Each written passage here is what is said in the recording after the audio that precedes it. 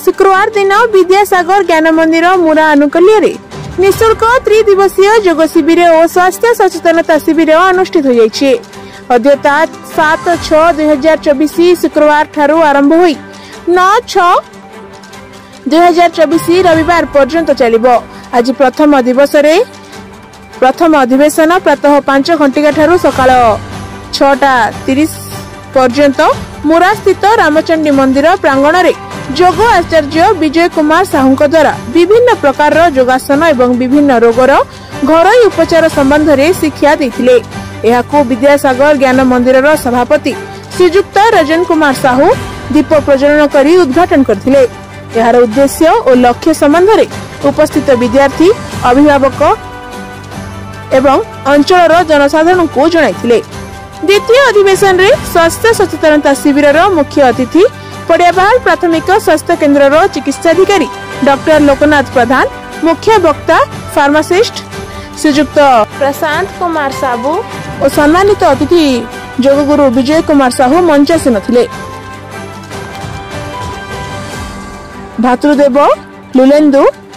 सभा परिचालन करथिले। आसंता 8/6/2024 तारीख शनिवार दिन आयुर्वेदिक डॉक्टर देवराज साहू और होम्योपैथिक डॉक्टर रामचरण प्रधान,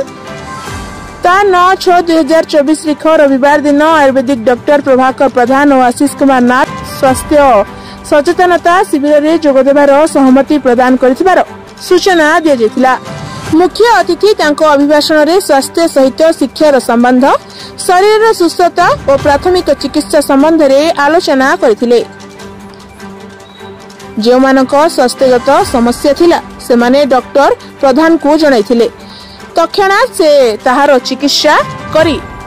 से औषध सेवन करबा पई परामर्श दैथिले। डॉक्टर लोकनाथ प्रधान प्राथमिक स्वास्थ्य केन्द्र पड़िया भाग स्वास्थ्य अधिकारी। आज स्वास्थ्य शिविर में मुरा गाँव में मत आज जो सुजोग मिलला छोट छोट छुआ मान स्वास्थ्य बाबद किसी विषय बतावाई से मुझे बहुत धन्य मन मो देश में जेहतु स्वास्थ्य गोटे बहुत इम्पोर्टेंट विषय या बाबद समस्त जानवा कथा और छोट छोट छुआ मान छोट बेलू जब स्वास्थ्य बाबद अवगत कराए ताहले से भविष्य में सुस्थ नागरिक ही रही सहित समाज भल कम करें देश स्वास्थ्यवान रही। आज शिविर में ये छोट छोट छुआ मान एत छोट बेलू निजर केमी जत्न ने केमी निजर स्वास्थ्य जत्न ने केमी फास्ट किसी शरीर असुविधा है फास्ट एड है कौन है कौन एमरजेन्सी है से कौन करेंगे तो से विषय में मुझे निर्देश मान बतैली से बहुत उत्साह सहित शुणिले से सब किसी नुआ शिक्षा पाइले मुझे आशा करुँच से बहुत उत्साह उद्दीपना सहित जो भाव में शुणिले और यही कार्यक्रम में पार्टिसिपेट कले से बहुत खुशी लगे मत जानी खुशी लगे एमती गोटे स्वास्थ्य शिविर ऑर्गेनाइज कराई जो कि छोट छुआ मान स्वास्थ्य बाबद बताओ बहुत बहुत सराहनीय जिनस प्रशंसनीय जिनसा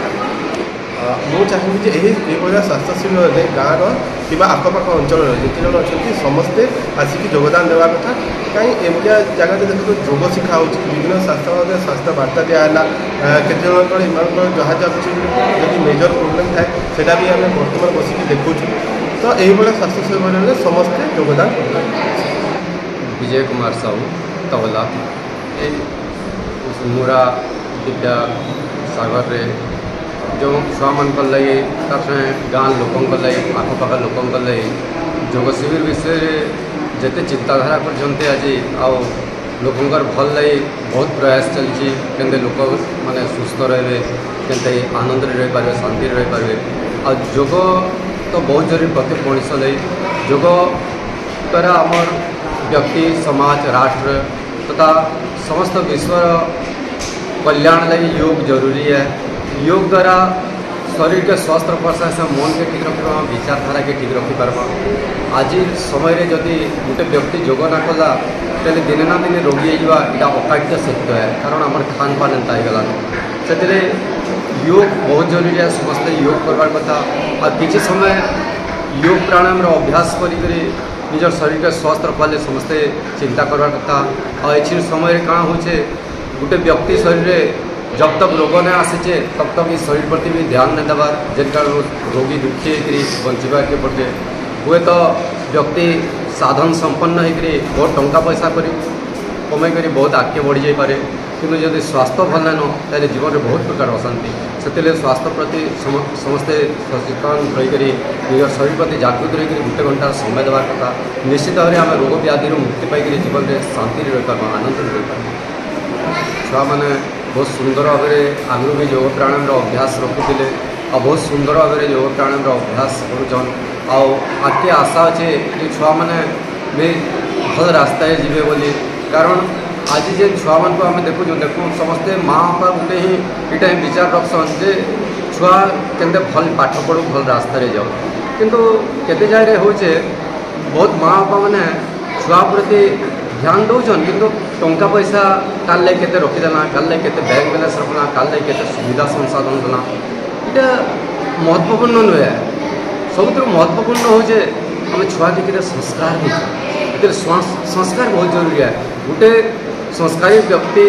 जीवन में बहुत आगे बढ़ी पार्बा जीवन में सफलतार मार्ग तक पहुँच पार्बा से भल संस्कार देकर छुआ मान को केमते आगे बढ़ाबार लगे केमते स्वस्थ शरीर लेकर केमते जीवन में शांतिर मार्ग में पहुँची पारे केमते आनंद रही पारे मस्तिष्क के तेज करें से विषय सब शिक्षा दि जाऊे और समस्त को अनुरोध जे आउ 2 दिन जेन कार्यक्रम है से समस्ते भाग नौ आउ योग प्राणायाम कर निश्चित स्वस्थ रहे निरोग रही पारे मई मोर ना प्राथमिक रोलेंदु कुमार साहू कि आमर सौभाग्य जे निःशुल्क 3 दिवसीय योग शिविर आमर आज उद्घाटित हो जाइए आमर विद्यासागर ज्ञान मंदिर सभापति रतन कुमार साहू एवं योगगुरु आचार्य विजय कुमार साहू या उद्घाटन करते यहाँ आम प्रथम अधिवेशन थिला समय सकाल 5 घटिकारु 6:30 पर्यंत स्थान रामचंडी मंदिर बुरा आज आम देखिलु जे अंचल अधिकांश छात्र छात्री ये कार्यक्रम में अंशग्रहण करते एवं आशा करूँ आउ 2 दिन 7 तारीख एवं 9 तारीख दिन जो योग शिविर अनुष्ठित हम से समस्ते योगदान करी यार सुफल नहीं पारे प्रथम अधिवेशन रे योग शिविर एवं द्वितीय अधिवेशन रे स्वास्थ्य सचेतनता शिविर आमर रही आज 7 तारीख में आमर डॉक्टर लोकनाथ प्रधान MBBS चिकित्सा अधिकारी प्राथमिक स्वास्थ्य केन्द्र बढ़िया बाहर आसते एवं से विद्यार्थी मानू एवं ग्रामवासी मानू स्वास्थ्य एवं सुस्थ शरीर पाई जो सब नित्यक्रम करने कथा ता विदर्भ प्रतिपोषण करते एवं परिशेष से जो मानकर शारीरिक कौन समस्या स्वास्थ्यगत कौन समस्या अच्छी से निजे निरीक्षण करी से तदनुजाई परामर्श देते स्वास्थ्य सचेतनता शिविर में आसंता काली डॉक्टर देवराज साहू आयुर्वेदिक चिकित्सा अधिकारी प्राथमिक स्वास्थ्य केन्द्र पड़िया बाहार ताकर सहमति प्रदान करिसेंती एवं आउ जने डॉक्टर रामचरण प्रधान होमियोपैथिक चिकित्सक से आसबार ताकर सहमति प्रदान करिसेंती 9 तारीख दिन आमर आयुर्वेद आउ जने डॉक्टर प्रभाकर प्रधान सरकारी आयुर्वेदिक चिकित्सा अधिकारी बसियापड़ा जुजुमुरार एवं डॉक्टर आशीष कुमार नाथ आयुर्वेद चिकित्सक ताकर सहमति प्रदान करिसेंती तेणु आमे विद्यासागर ज्ञान मंदिर मुरा तरफ आयोजित कर कार्यक्रम बहु संख्यार आम छात्र छात्री तथा ये अंचल जनसाधारण योगदान करी शिविर को साफल्य मंडित करने आमको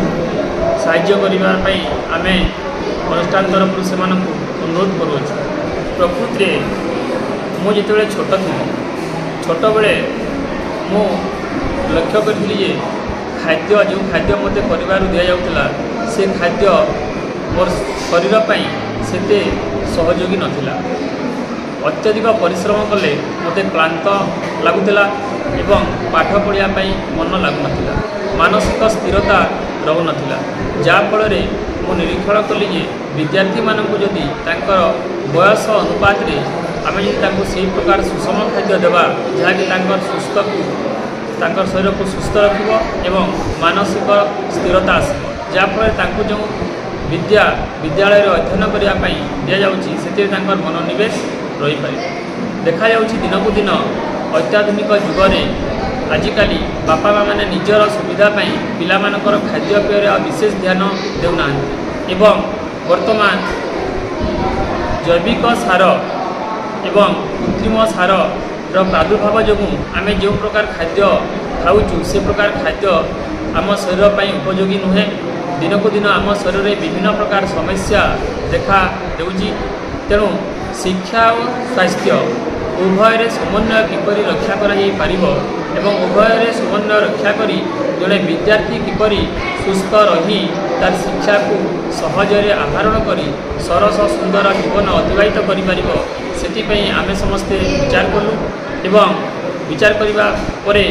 आमे अनुरोध करिथिलु किछि योगगुरु को किछि डॉक्टर महोदय को से माने स्वेच्छारे ए कार्यक्रम रे आसी अंशग्रहण करिवे एवं आम विद्यार्थी माननकु ए अंचलर आदिवासी माननकु तांकर किंचित ज्ञानरू प्रदान करने सहमति प्रदान करते से कार्यक्रम को आम चलित वर्ष ठारू प्रति वर्ष एमती ग्रीष्म प्रभा समय आम 3 दिन योग शिविर अनुष्ठित करूँ एवं स्वास्थ्य सचेतनता शिविर अनुष्ठित करूँ। सभा शेष में गुरुमा सुलोचना प्रधान धन्यवाद अर्पण करथिले। एही कार्यक्रम को साफल्य मंडित करिबारे गुरुजी श्रीवास और कुमुद एवं गुरुमा लिपिका सोनाली रचना लिप्सा नमिता इतु पूजा ऋतु चित्ररेखा रंजिता विस्मिता सहयोग करथिले। Bureau report ground news 7।